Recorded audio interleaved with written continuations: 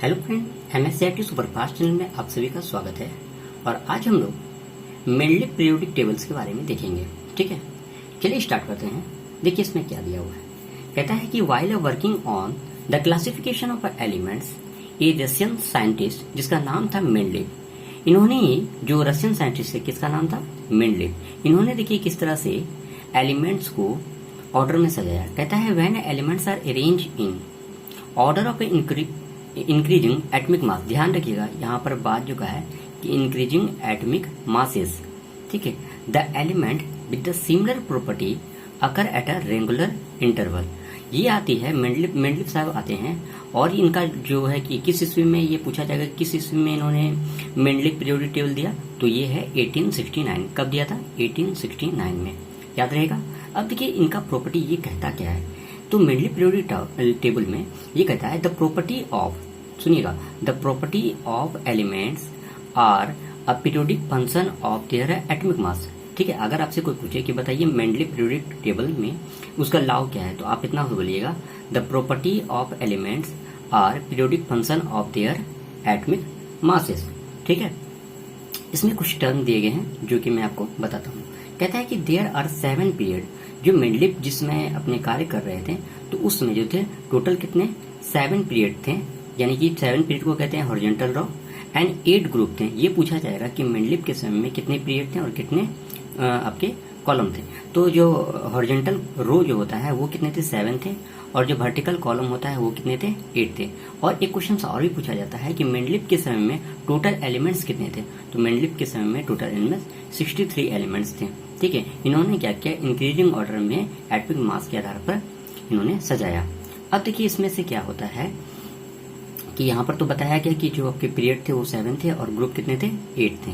तो कहता है out of the 8 group first 7 group are a noble element and 8 group is a transition element. देखिए transition elements उसे कहते हैं जो कि आपके ब्लॉक डी के आ जाते हैं। और उस समय कहते हैं कि noble gas was not non at the time.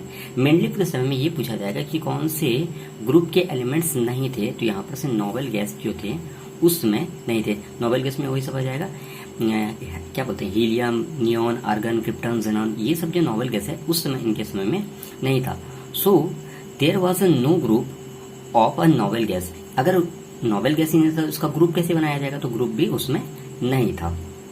अब यहाँ पे क्या कहा जाता है कि कहता है we will now describe the 2 main feature of a Mendeleev periodic classifications give in a periodic table and a wrong order of a atomic mass of some of a elements. पहला देखिए यहाँ पे क्या कहता है कि इन्होंने जो एलिमेंट को जो सजाया वो 2 तरह से सजाया। एक तो इंक्रीजिंग एटमिक मास के आधार पर, दूसरा इन्होंने क्या किया कि grouping together of elements having a similar property, यानी कि जिसके जिसके एलिमेंट्स के प्रॉपर्टी मिल रहे थे उसको एक कैटेगरी में ला करके इन्होंने सजाया। कहता है in order to make sure that the elements having a similar property fill in a same vertical column or a group.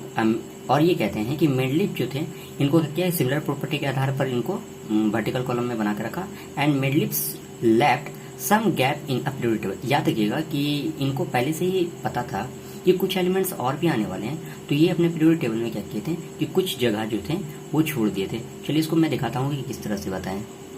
इसमें ये देखिए ये उसमें के मेंडलीव पीरियोडिक टेबल जो थे वो कुछ इस तरह से नजर आता था। इन्होंने क्या किया था कि कुछ ऐसे भी एलिमेंट्स से दिखे, जैसे कि यहाँ पर से एक एलिमेंट्स के नाम के जगह के इस जगह छोड़ा है, यहाँ पर छोड़ा है।